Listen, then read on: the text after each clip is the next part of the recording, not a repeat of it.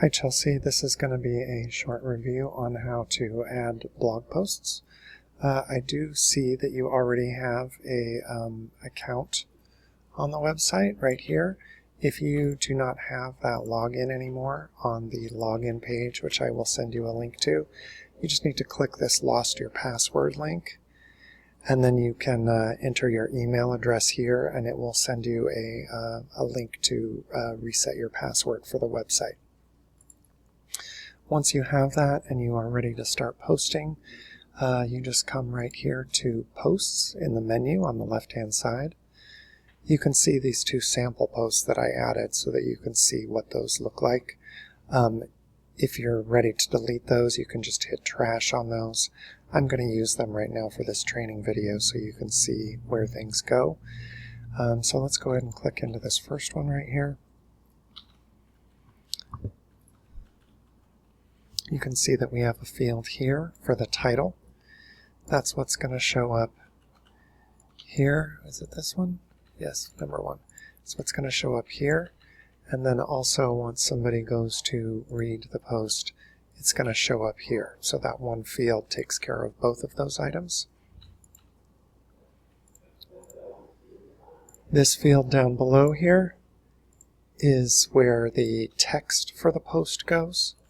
So that's what's going to show up here, and then it will also put the first certain number of characters right here before the read more. So it'll take that first and turn it into an excerpt for the main blog page.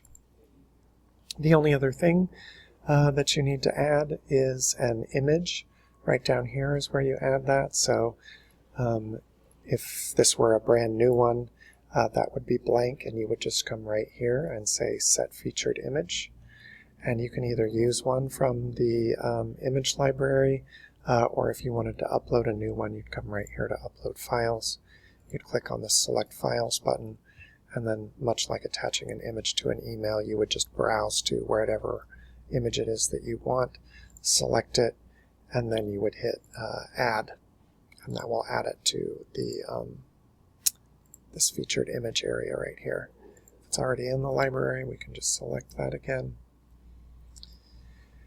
When you are done making your updates, you hit Update. If it's a brand new post, it'll say Publish instead of Update, and that's what will make it live.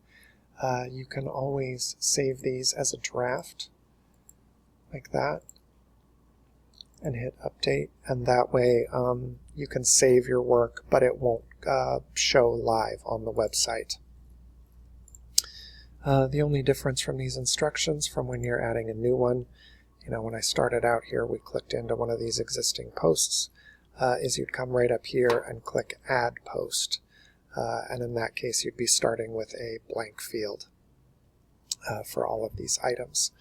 The only additional notes are, for the title, you do want to make sure to use some words that you think are going to be commonly searched.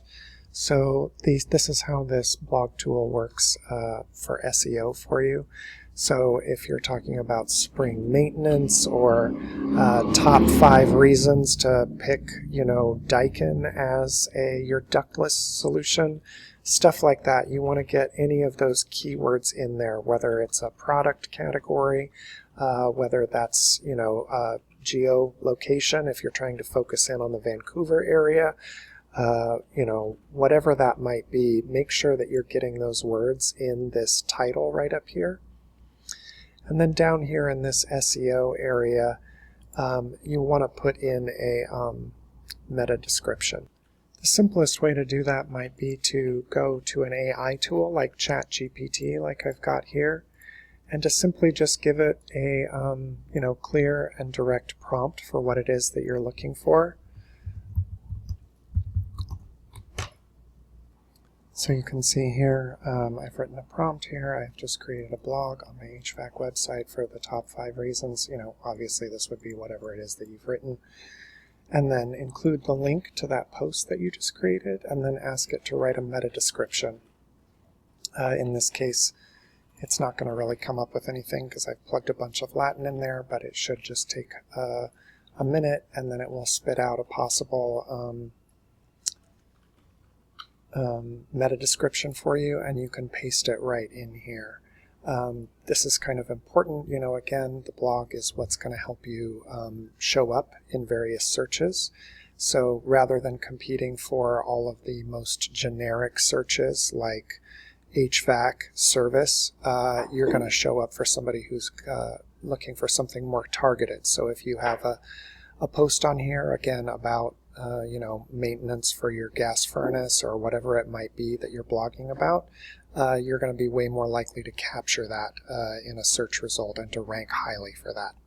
Let me know if you have any questions. Thanks.